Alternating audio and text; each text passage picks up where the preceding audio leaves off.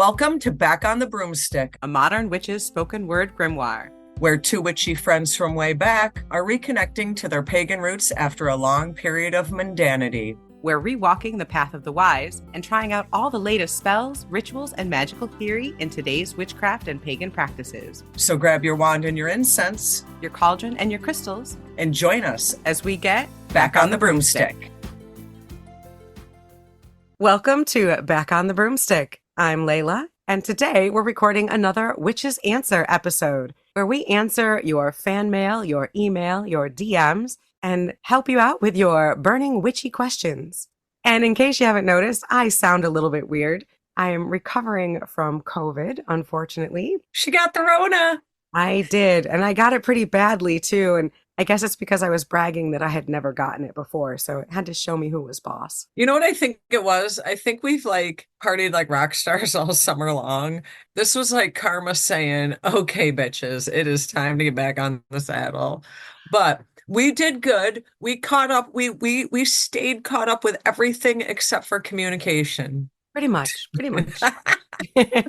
Happens. Yeah, it happens. That's where this episode kind of came out about today. So tonight we wanted to answer some of your burning questions. Woohoo. So before we get started doing that, Chelle and I wanted to touch on a maybe burning PSA, public service announcement, I guess. We'll call it that. We'll call it that. We've talked about counterfeit tarot decks before. Oh my God, you're going to get me started, aren't you? I am. You're exactly why I wanted to bring this up. Now, I do have a happy ending to my story, which I will get to because even you don't realize this, but I did have a kind of, in my mind, happy ending. Oh, good. Well, over the summer, Chelle and I went to quite a few different festivals, workshops, camping, events, things, regular pagan shops, places, and saw all sorts of amazing creations, people's books, people's basomes, capes, but we cloaks. also saw scams. There were counterfeit decks galore. It almost seems like it is worse now than even like a year ago when we first started talking about counterfeit tarot decks. Motherfucker, I got scammed. I got scammed. Me, the tarot queen. I'm pushing 200 decks. Who gets scammed? Me. I was so and it wasn't even like at a festival. It was like at a store. That Which made makes the burn it hurt feel more. even worse. Yeah. I was gonna say it made the burn hurt more. Yeah, absolutely. And if even someone like Chelle can get scammed by these counterfeit decks, it's going to be hard for anyone to tell, especially with the proliferation of secondhand decks that you'll see like on Facebook Marketplace or someplace like that. So what can we do, Chelle? How did you know that you got a counterfeit deck? And that's the kicker. I didn't know at first. You know, I had sent you a text message one day. I do this to you often. Hey, look what I bought at lunch at work. That's a text message you're used to. And I had gotten these 3 decks and I was like, oh, I love these. And I started using one of them a lot for a few weeks because I really liked it. That ended up being the real deck.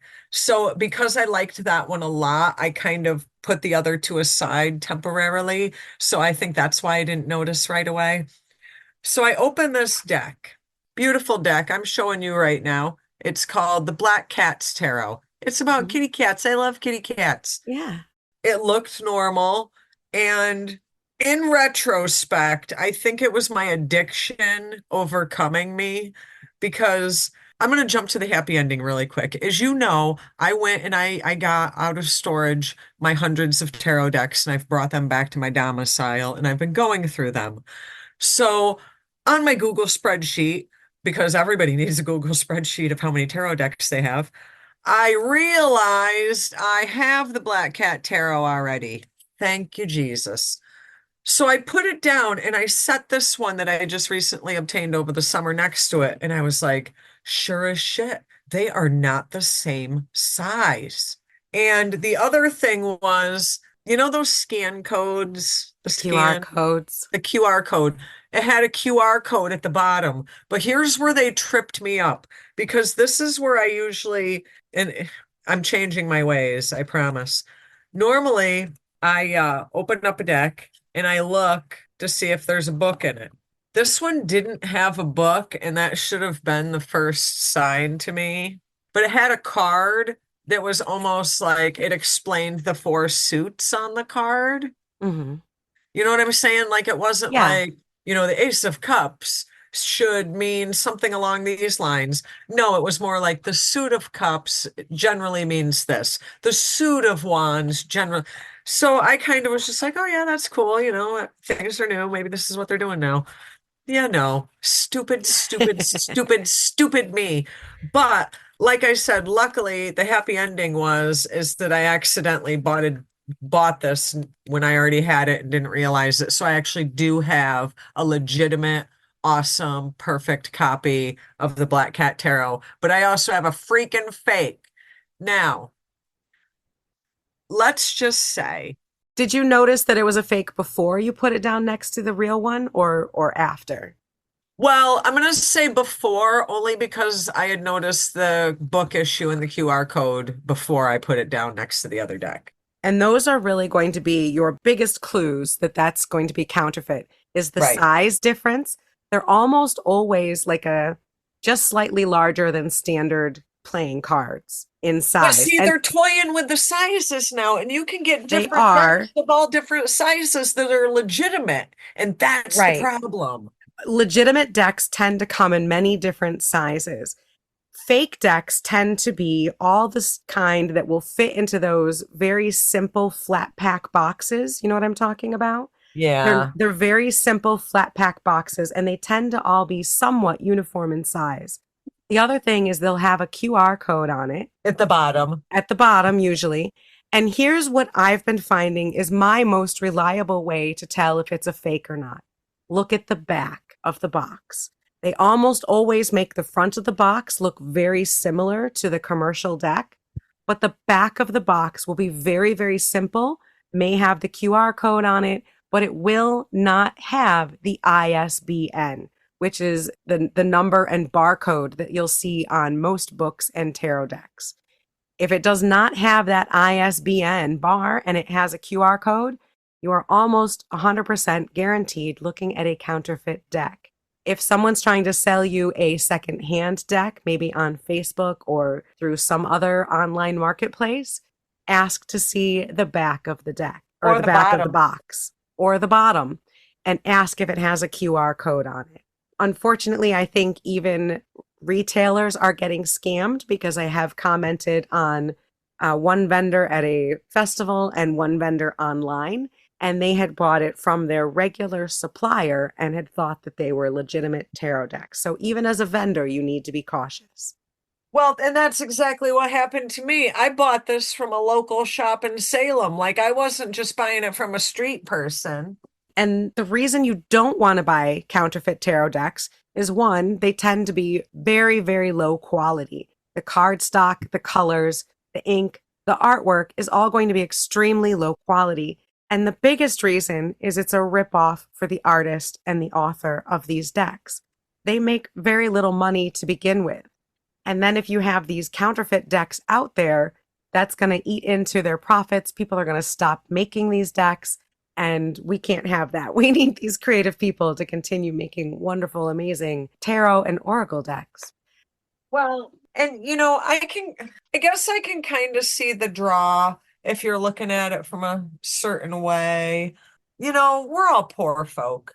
We're not all independently wealthy, and you see these decks, and I'm not going to mention the website that begins with a T, but you see these websites that like, oh, get a tarot deck for $7.99 or $6.99.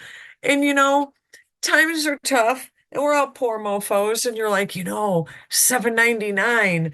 That's a lot better than $25.99, and I can afford that. And then you buy it and you're like, shit. So, Right. kind of like what my father always used to say, you get what you pay for. If you are not paying, I'm just going to throw a number out there, 17.99 or more, you're going to want to question the validity of that deck. Yeah. And a lot of times they'll come across and they'll say, oh, it's a 50% off sale, 75% off sale. It's a scam. Trust me, if there was a 75% off sale at Tarot, my ass would be on that shit in a hot minute. A hot minute. Now, I also have this also happens to be a cat deck that is a fake deck. Really? We both got Yeah, cat fakes? we both got cat fakes. But, so what do you do? If you happen to have, I have a fake, you have a Dude, that fake. freaking cat deck I gave you, was that fake? It is. Was it really? Because I bought it at the same store at the same time that I got this deck fake. So basically, that day I bought two fake decks from a local retailer. Yes. Itchy asshole spells all around. Like I said, what makes the burn more is that it's a store. It's not like we bought it from like a tent Right. sale at a festival. You know what I mean? Exactly. Exactly. And even if you did the tent sale at the festival, the vendor that I spoke to, she had no idea that she was purchasing fakes. This is a vendor that she would buy other types of statues and jewelry from, and did not think, she didn't buy it from the website that begins with a T. She bought it from her regular vendor. So it can be very difficult for people. You have to do your due diligence. And now say against your better judgment, or, it's a fluke, or it was a gift, or however you got it, in your hands is a fake tarot deck. What do you do? Okay. I have some mixed emotions here. I say just use it and keep it. Unless you're like dying morally on the inside, okay? The artist got screwed. We've established that. What was done was wrong on a lot of different levels, probably borderline illegal actually as well. We've established that. But the images are the same. We all garner some sort of truth from these images. And even legitimate tarot decks that you buy are mass produced in some warehouse in who knows where. So it's not like the quote unquote magic isn't there because Right. you bring the magic to the cards. The Yeah. cards are just really a conduit. Yeah, it's not a fake tarot deck in the sense that it won't work. It will obviously work. It's a fake tarot deck in the sense that somebody got screwed out of their due profit. Yes. I would still use it, actually. And I actually thought about this and I was going to bring it up. I'm going to actually offer this deck to any listener who wants it. Black Cat's Tarot. I'll post a picture if you like. It is a fake deck, but if you are interested, I'll ship it to you. There you go.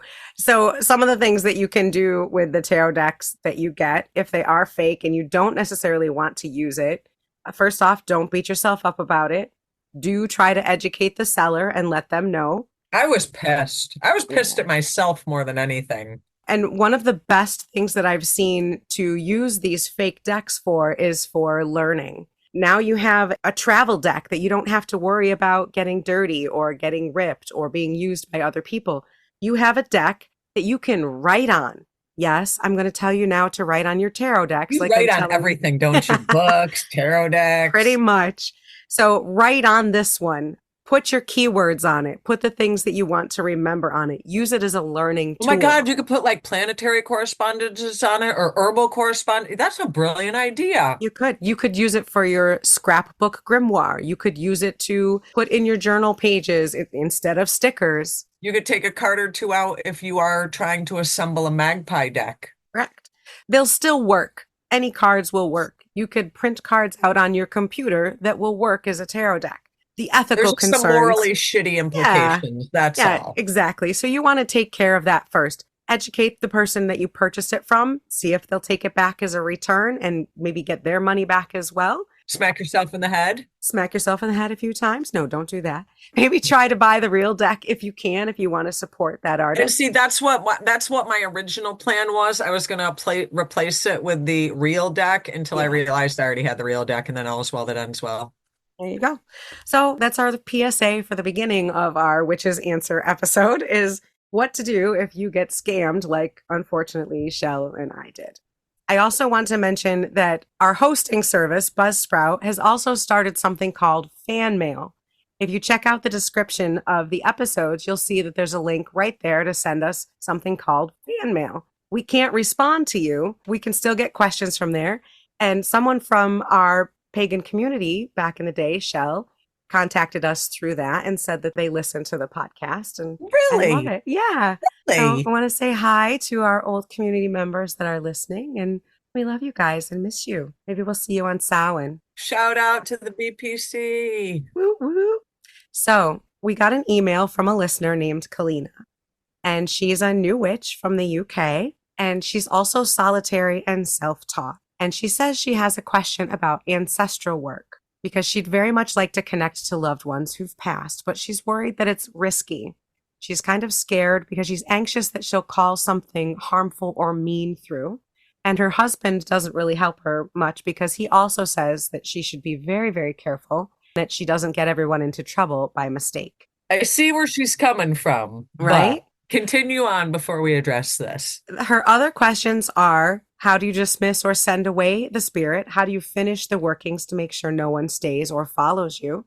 And she also had a question for me because when we talked about ancestor work, I mentioned that I reached way back to a potential ancestress who was not too pleased with me. And she wanted to know how I knew that and how I handled it. Now, I do want to address one portion of that first and foremost with when I'm thinking about ancestral work, granted, you are far removed from these people, but in my twisted little mind, this is my fam here, and I know the crazy that I am, and I know the crazy that my family is. So I just kind of look at it as I might be calling it crazy, but at least it's a familiar crazy. It's a crazy I can deal with because it's familiar.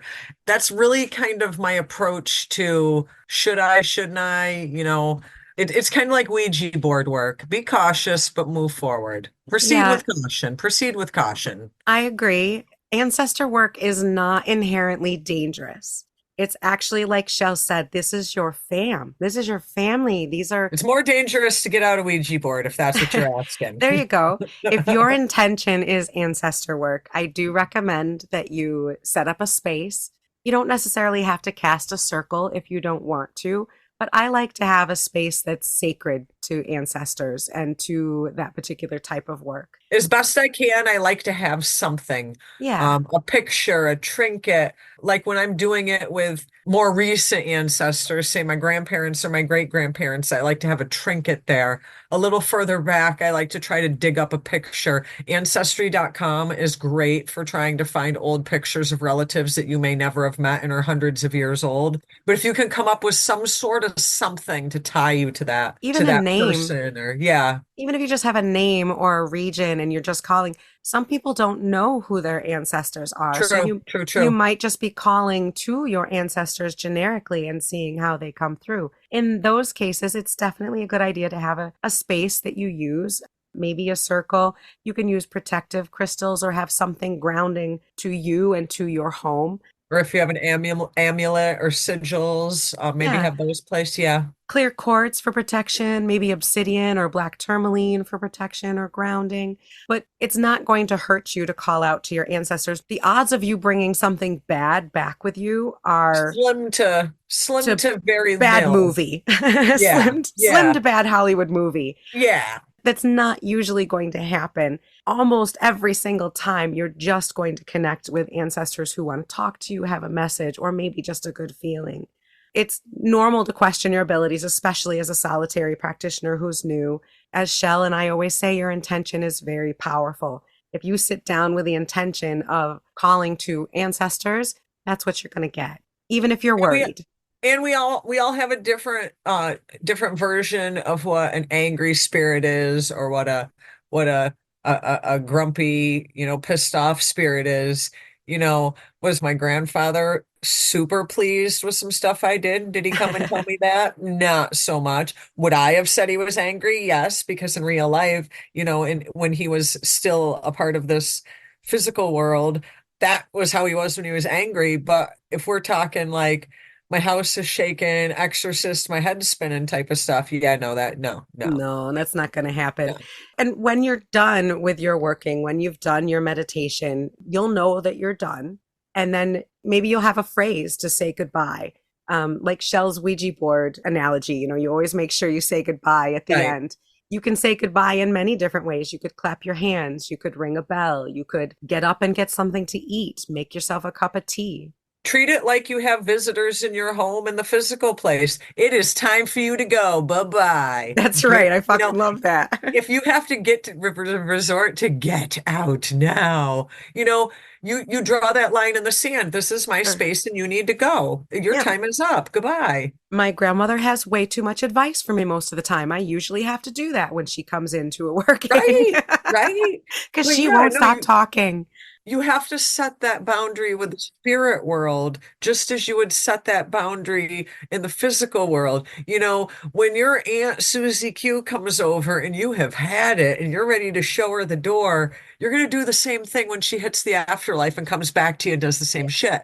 You just got to set that boundary. It is time for you to go. Goodbye. Yeah, and I like to have the same goodbye ritual every time. It's good for me, it's good for Consistency. them. Yeah. Consistency is definitely a thing. Yeah, so if you ring a bell, if you turn your basome upside down, if whatever you do, consistently do that to say goodbye, that's going to signal to your subconscious as well as to the spirit world that you're done. And see, that's why I like to cast a circle when I do that type of thing, because that's where you get into that habitual flow. You know what I mean? When you cast a circle, you know that there's a certain order to things.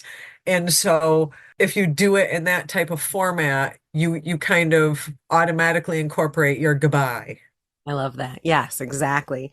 And also, say you do feel that you have some negative energy, maybe a negative spirit, or maybe your Aunt Susie Q was a little bit bitchy today and you just want to cleanse that energy out. Do your regular cleansing. You could use a salt bath. You could use a smoke cleanse. You could do a music cleanse. You could get up and dance. You could drink a tea or do an herbal smoke with cannabis and herbs to cleanse yourself. Again, same thing as with ending the ritual. I recommend using the same type of cleansing thing every time. Maybe you say goodbye and then you turn up your favorite song every single time, and that helps to cleanse those energies. But if you're worried about it, just perform an extra cleansing and you're good. I'll be honest with you. One time my grandpa came and had a grumpy message. It kind of freaked me out. So to combat it, I then invoked my grandma to handle him. I love that. I panicked. I didn't know what to do. So I was like, Perfect. grandma. And that's what your ancestors are there for. They're there to help you, even Right. if it's your ancestors you need help from. But, when, I kind of joke and it being my grandparents, but, most people are thinking ancestral work, talking 4, 5, 10, 15 generations back. And, we don't have that same physical relationship with those people when they were in the physical world. But in my opinion, same rules apply because I look at it as they might be, ancestors 10 generations back, but where'd you think I got my crazy from? Right. Yeah, you know them, they know you. And okay, the last part of the question is my ancestress that was not too thrilled with me. We are working through that and we have a good relationship with her now. I like to think so, anyways. But the way I first felt that was I reached out to her. I don't know her name. And I guess I was a little rude reaching out to her. It more manifested as just kind of heaviness. It felt prickly. The energy felt off. I'm in a nice meditative state. I'm in my nice meditative ancestral area. And, I felt uneasy. I felt nervous. I started to embody some of the feelings of anger and upsetness. I could feel the anger kind of like I was getting angry, like I was getting upset. And so it was more just kind of feeling those emotions, similar to when you connect with any ancestor. You can kind of sometimes feel a wave of love or you'll feel a wave of comfort. In this particular case, I felt a wave of anger and it just felt more prickly and uncomfortable. So we kind of ended that session and then I approached a little more cautiously, a little more respectfully each time and it's gotten better. It's all going to depend on how you approach them and how you handle that afterwards, but it usually comes through for me as just waves of emotion and feeling. I don't know. It's kind of more just like kind of like similar to you and I having a conversation. It's just kind of a conversation. And maybe it's because people kind of sense or know or absorb things differently. And maybe I'm just very audio, but it's very much more just a conversation. Yeah, with this particular ancestress, it was more emotion rather than words. I gotcha. I gotcha. But that's a good point. That could be interesting, and I haven't experienced that before, and it would maybe be nifty too. But with me, it's very conversation based. I'm really glad you brought that up. And I'm just going to really quick tangent on that because how you experience this in your magical or meditative space is going to be different person to person. It might just be emotions. Maybe it's going to be pictures. Maybe it's going to be words. Maybe it's going to feel like a dream. It's going to be very different depending on who you are, and how your ancestors Just how choose to things talk come to to you. you. Yeah. Exactly. So that's going to vary wildly between witches and practitioners as you contact your ancestors. So you need to be open to how that works for you. All right. So what's our next question? Now, I want to bounce around here a little bit, and we're going to take a little good with the bad. So, not everybody loves Layla and Shell. Yeah, What? newsflash, you heard me. So, I'm going to read this, and I'm going to read this, and then I want to know your opinion because we're going to talk about this like reasonable adults here. All right. Let's go for it. So we had a listener write in. The first episode I'm listening to, and not even halfway through, there's shameless cultural appropriation, and it's clear the hosts don't actually know what they're doing. What knowledgeable herbalist or green witch creates an herb bundle with dried herbs? And also, can non-native folks please stop using the term smudging? It's 2024, and there are tons of available resources about smoke cleansing that don't appropriate indigenous practices. Talk to me. Okay. So this was a review that we got, and part of it is absolutely 100% correct. We have used the term smudging, and we should not. Smudging is a Native American practice. It is something that is taught. There is more to it than just smoke cleansing. This is a word in Shells and my vocabulary for a very long time. A lot of witches, particularly in the 80s and 90s, we learned about smudging from a community member who happens to be Native. I don't know if that's a point that we need to make or not, but now that Screw it, let's make that point. we were taught smudging and taught the word by a Native community member, that doesn't mean we get to use it. And so just because we were originally taught, quote unquote, that word, that was the proper one to use for smoke cleansing, because we were not initiated or trained in these practices, we do not have the right to use that word. It's better to keep these practices pure. We can appreciate as much as we want, but some things require training, they require initiation, they require being part of that culture, and you cannot separate those things just because you happen to know the word and what the word means. It's very much deeper than that. I'm not trying to make excuses by saying that's how we learned it. I'm just explaining that that's where it came from. And we are working on eliminating that from our vocabulary to be more respectful to the culture where that came from. So we're going to do better about using the term smoke cleansing, because that is exactly what we're doing when we're talking about that. So on that point, they were correct. We shouldn't use the term smudging. We do try not to, but obviously we have in the past a little bit. So we know better. We're trying to do better. Now, the other one I take complete exception to, the herb bundles. When in holy heck did we ever say that? I'm not really sure. I know we I'll have talked to to, go back. I'll have to go back and listen because I've talked about having herbs dried while they're bundled, but yeah, how, my question is, how do you make an herb bundle with dried herbs? Because it would all crumble. right. Which, I'm not That's sure if confusing to me. yeah, I'm not sure if we implied that we did that. So we're going to give you a quick how-to on how to make a smoke bundle if you would like to dry your herbs and use them for smoke cleansing or any other type of incense. Basically, you take not fresh herbs. You do want them somewhat dry. If you take Like wilted, like maybe a tad more than wilted. exactly. I like them a little bit more on the dry side. You obviously don't want them to be crispy, or like Shell said, they will break apart. But you want them to be a little bit more than wilted. You take your mugwort, your sage, your lavender, your rosemary, whatever herbs you're making a bundle, put them together, tie them with string, hang them up to finish drying, and that's What how you it goes. sometimes have to do is like after they've dried for a few days, sometimes you gotta like pull that string a little tighter because as the moisture comes out of it more, the string gets loose. Yep. And so I'm not really sure where that part came from, but hey, we don't mind being called out when we make mistakes. I do have a quick ask here. Sure, what's that? If people want to call us out, if people don't agree with us, first of all, we're not all here to agree. Second of all, we could do it in a little less snarky manner. Just saying. There, I'm going to move on. Next There you go. question, Layla. Yes. So here's a negative thing. I'm going to have you read it, but I'm not sure what they're getting at. One of the other comments, negative comments that we had recently was, why would you celebrate something evil? Are we celebrating something evil? Did I Not at forget? all. I was thinking, did I forget something? I'm pretty sure I've been here for every single episode, and there's been nothing evil on any of them. So I'm not. Oh my God, I know what it is. What is it? We're witches and we're evil. What? No. Shit. In this big year 2024, people still think witches are evil? Wow. Chelle's tarot addiction's kind of evil. Well, there's that. All right, moving on. This, I think, is a legitimate question. I don't think this is not a slab on us. Someone asked the question, why would you tell someone to use a puppet on someone else? Because they asked you to. Yeah, pretty much. That's pretty cut and dry. Pretty much that's why.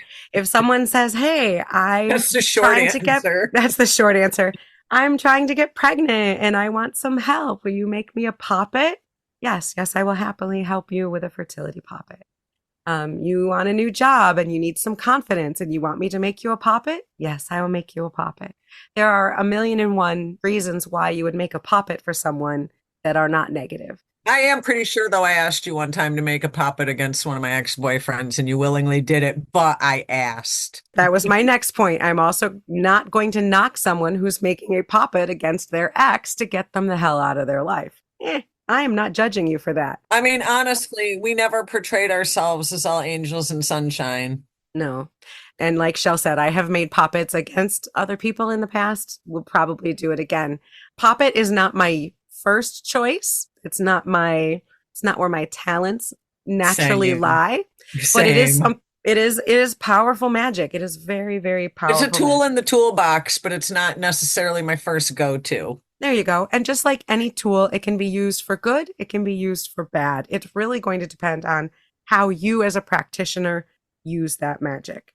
Do you know you can use a toilet plunger for good and for bad too? I just want to point that out. I don't want to go there. I don't want to even know. But yeah, tools. There you go. So Okay, that's why. Let's get to another question that is actually kind of relevant to magic and learning and understanding here. We heard from a nice man named Brian. Brian wears a hematite ring. You know, I used to wear a hematite pinky ring for a long time.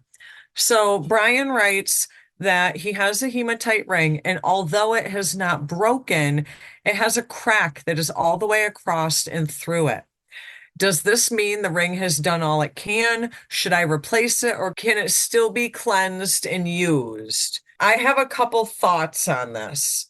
I think that maybe for Brian, the ring has run its course, but could he maybe, I don't want to say cleanse that hematite for other purposes, but kind of that's what I'm saying. Like if he wanted to use the fragments, let's say, you had a little travel altar and you wanted to have some hematite chips on your travel altar, like that kind of thing. Do you get what I'm saying? Am I crazy? I hear what you're saying. No, I hear what you're saying. And yeah, when I responded to Brian's email, I did say that in my belief, a protection item like a hematite ring in particular, or say like if you have a god's eye, if you have the evil eye, if once those break, that is typically thought to be a sign that it has protected you from a magical strike. It has protected you from something big and negative and done all it can so that you did not get hurt. So it's done its work for you, in my opinion.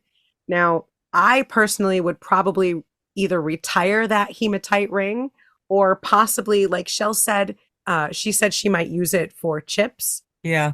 I might retire it and honor its service at the same time. So maybe I would put that in the bottom of a protection jar for my home. Or maybe I would bury that under one of the cornerstones on my property, so it can continue to do kind of the same work that it, quote unquote, died doing, kind of continue that work. Because I think once something has taken a strike like that, it can't be your full armor anymore. It definitely can't be your full armor. And I think even if you repurpose that stone into something else, it can be very difficult to let go of that residual energy, in my opinion. Other people may be happy cleansing that and using those chips for some other working, but I would only use that in something similar. Like I said, another protection spell or But not as like a protection amulet anymore, like how he no. was wearing it as a ring. Right. And definitely not as the cornerstone of that protection, more as just something additional to kind of like retire it, honor its service, and still have it continue to do something A that it had been doing. component. It's basically gone from the main show to a component of a recipe. Yeah. Yeah. Once it's cracked like that, it usually means that it has done its job. So But good on you. I've had quartz crystals crack like that too, and that's been kind of my thought. Okay, your work here is done. Right, right. Now I have a really beautiful green and purple fluorite cylinder that I got that cracked along a flaw in the stone. That was just an accident. That just happened. That wasn't anything mystic or magical. That was a weak spot in the Right. stone, though. That was Right. different. So that's different. And not everything is a sign. Not everything is something magical is all I was trying to point out. Is that one broke just because there was a flaw there. Your ring sounds like it broke in service of protecting you. So it makes a difference. I love how you phrase that. It died in service. Well, that's what, when you charge these rings or these charms to take care of you, that's what they're doing. They're like little soldiers kind of guarding you and protecting you in my mind. That's all. Okay, so I have another email, and this is from a person named Philip. And I loved this email. Thank you so much, Philip. You and your husband sound absolutely lovely.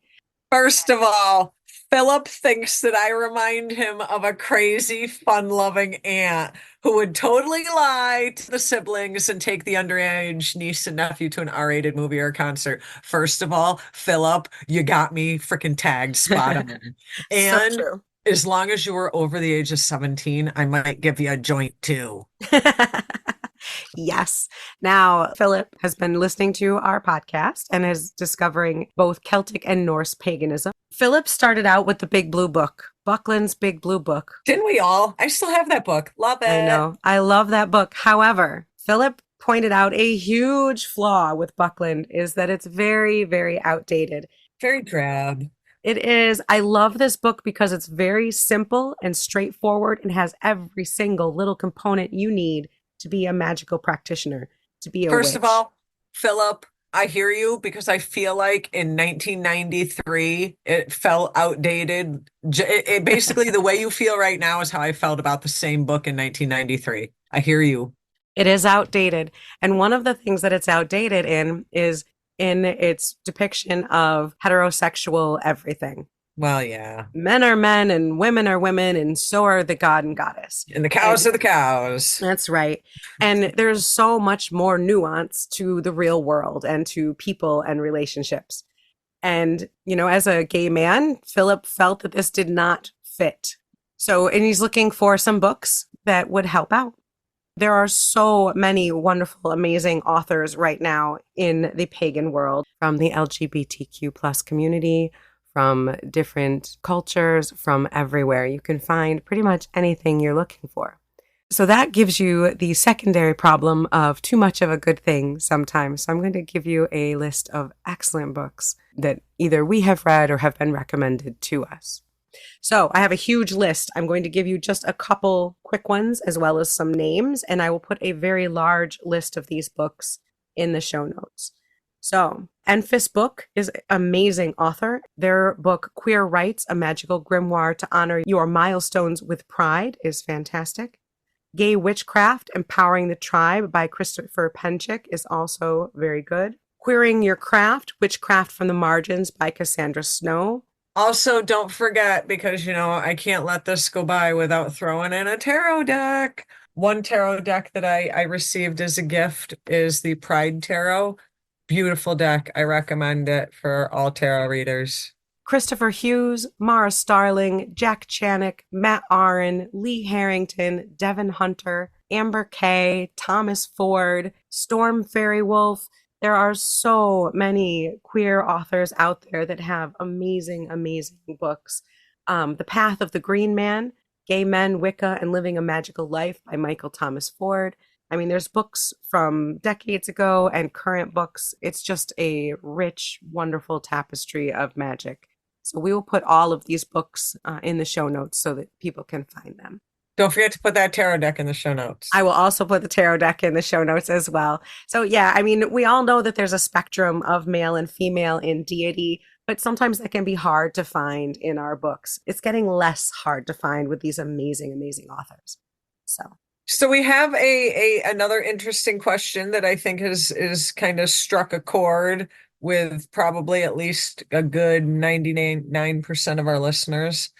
We have a message that we received from Jula Vive, and she writes, after she tells us that she loves us, which by the way, we love you too. She writes that with all the chaos surrounding the 2024 election, ain't that the truth? Mm. And fearful thoughts it has stirred among Americans. What practices, prayers, spells, or rituals would you suggest we would do separately and or as a collective to promote peace while protecting our energy and each other? Man, if that ain't the question of the month, Lord. Yeah, everything is crazy right now. There is a lot going on. There's a lot of emotions. People are very invested and worried about the upcoming election, and we get it. You know, unfortunately, I hate to say this, but we already have experience with this from roughly about 4 years ago, because I think that there was that same turmoil and that same uncertainty and a lot of the same anger. This isn't new territory for us. And I think first and foremost, magic aside, spell work aside, put things into perspective, keep a level head, and if you expect kindness, then you damn well better be kind. Register to vote, volunteer for something local. Keep it local is my way of staying sane. And I have also joined in a couple groups online. One group in particular, we do weekly guided visualizations. And one of the big things that we're working with is the archetype of Columbia, the goddess of the United States. And if you don't know anything about her, I highly recommend you look into Columbia. But we're using this idea of a United States goddess, Columbia, the spirit of America, to help us visualize coming together, people working together for justice, that truth, that these things will prevail. You know, that's so funny you say that, because a group that I've been working with to the same end actually put in reverence the Statue of Liberty. So we basically look as the Statue of Liberty as the goddess. Yes, exactly. So the Statue of Liberty is a wonderful egregore. We take these ideas. Egregores are basically a thought form, an idea that you put energy into and can make that into something. And so in this case, we are working with a lot of visualization of the spirit of America, trying to focus everyone's intentions, contribute positive energy to the nation, because we need that right now.